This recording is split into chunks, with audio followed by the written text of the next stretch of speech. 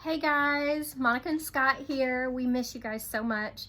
We wanted to share a little bit with you about what maybe God has been teaching us about. So I've been thinking lately, this is, as we all know, this is such a weird time and nothing like we've probably ever experienced in our lives. And I was kind of thinking about it from our kids' perspective, our teens' perspective. And it got me to thinking about most of us were probably teenagers in the 80s and 90s. And what kind of life experiences did we have? Is there anything even similar to this? And there's really not.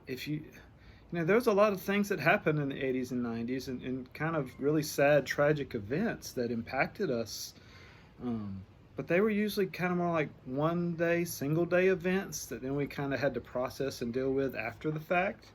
I think about, Reagan was attempted assassination was in 81. I wasn't a teenager in 81, but I do remember that.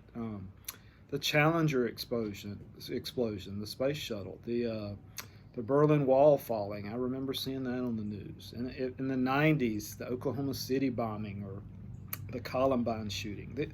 Those were horrible events that we probably have vivid memories of.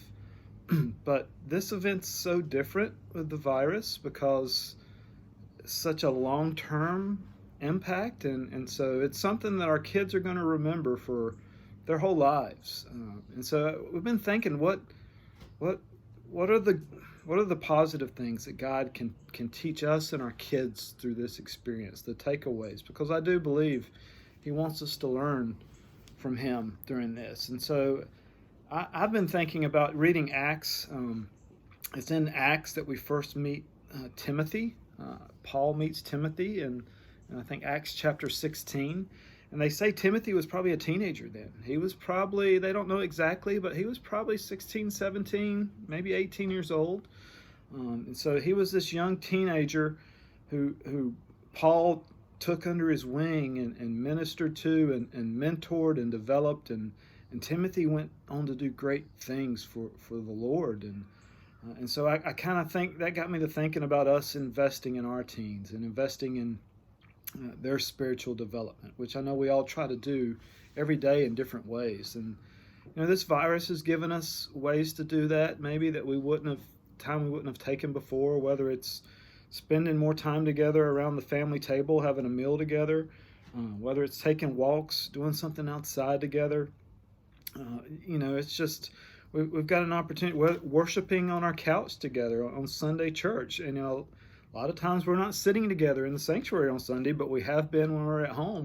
The whole family is usually right there in the same room with you. So it's been an opportunity to maybe invest in our teens' lives.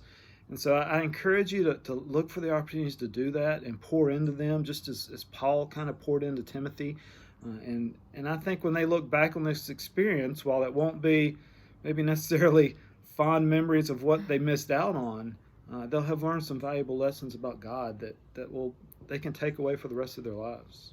Yeah, for me, I've been spending a ton of time outside, and in that, I've had a lot of time to pray and just reflect, and it's been a really good time for me, just spending some time in solitude. And I feel like I need to be teaching the children more about what solitude looks like. It's not just the absence of noise, because you can be completely surrounded by tons of noise and still have that inner rest and peace, often is what we call it.